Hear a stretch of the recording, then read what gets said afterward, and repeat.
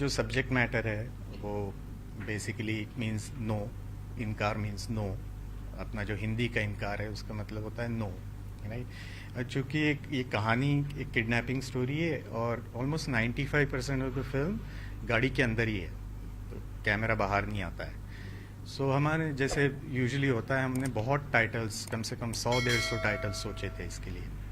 और फिर ये टाइटल दिमाग में मैं सोच रहा था, इन द कार, ऐसा कुछ। तो आजकल जो ट्रेंड है ना, वो थोड़ा स्पेलिंग के साथ ट्विस्ट खेलते हैं। जैसे क्रिश में भी कितने आर थे या के थे, पठान में भी 2 ए है। तो then it stuck me, I can join the both words and I can use both meanings, you no.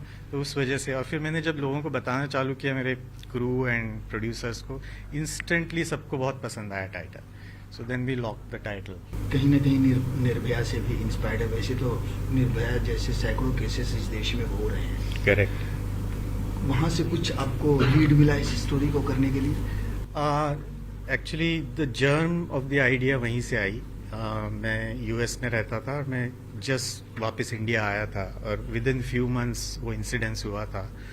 और जैसे पूरे देश को शॉक लगा था, मुझे भी बहुत ज़्यादा शॉक लगा था। क्योंकि एक वो मोलेस्टेशन एक अलग बात है, वो सब जो रॉड वॉड के साथ हुआ था, I can't even bring myself to say. तो मैं सोचने लगा, ये कैसे लोग हैं, ये इनकी सोच क्या है। क्योंकि हमारे जनरली मोस्ट लोगों के जो इर्द गिर्द मेरे फ्रेंड्स है, मैन फैमिली में, फ्रेंड सर्कल में, ऐसा तो कोई सोचता भी नहीं है, यू नो। तो ये एज आई सेड कि man also are part of the same culture ना। तो कहीं ना कहीं एनवायरनमेंट में कुछ हो रहा है क्या उनके, ये सोच कहाँ से आती है, इतनी घिनौनी सोच।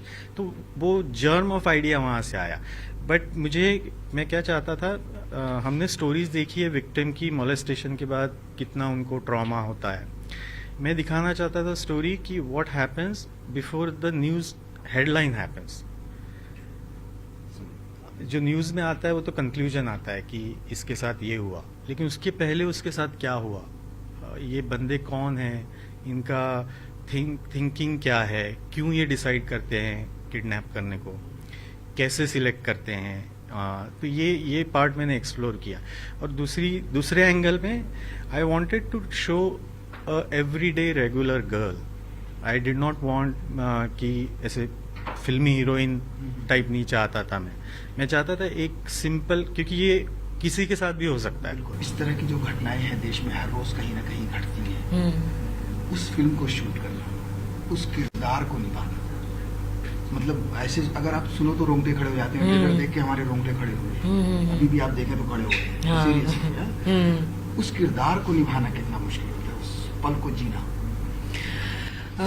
बहुत ज़्यादा मेरे लिए, ऑल द मोर बिकॉज मैं एक वुमन हूँ, so I feel it, and day to day ये होता ही रहता है। As a human being, as a woman, this was life changing. मतलब मुझे बहुत चैलेंजिंग लगा है ये रोल करना। आई थिंक मैंने बहुत सीखा है इस रोल से।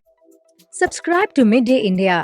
Get direct notifications on all our videos by clicking on the bell icon.